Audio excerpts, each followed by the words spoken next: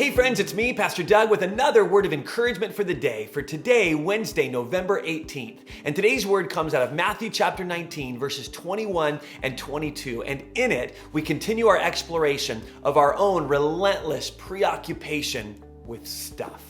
So let me set the story up for you. Jesus is approached by a young rich man who comes to Jesus and says, Jesus, I want to have the good life. How can I have the good life that you keep talking about? And so Jesus answers him. He says, well, follow the commandments.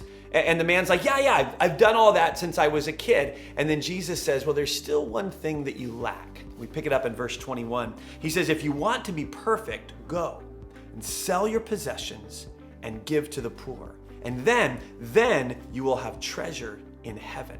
Then you can come follow me. When the young man heard this, he went away sad, because he had great wealth.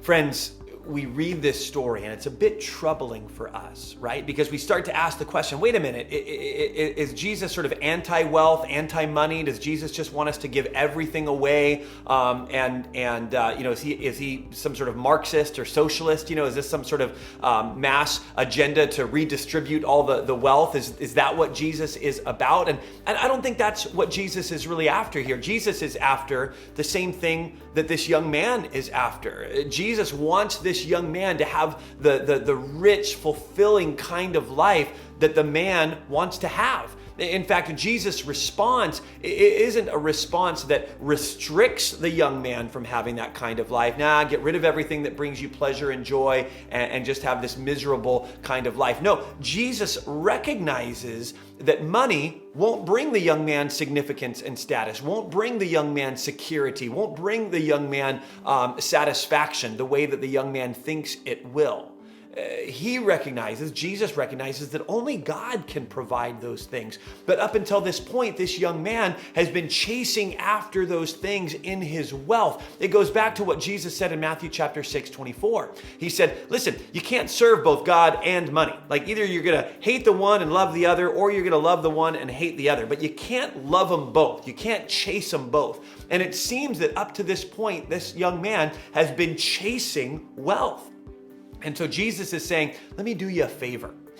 Let's get rid of the clutter. Let's get rid of all the stuff that is impeding your relationship with God, because ultimately it's only through your relationship with God that you'll ever actually experience the kind of significance and security and satisfaction that you're really looking for. See, Jesus knows what we are still struggling to learn.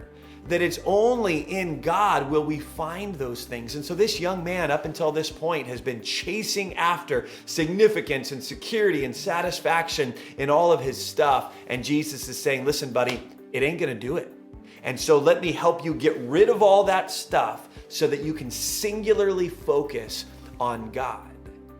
So friends, I'm not sure exactly what this might mean for you. I'm not quite sure in your life what it is that is impeding and crowding God out of a position of priority in your life. But friends, whatever it is, do what Jesus said.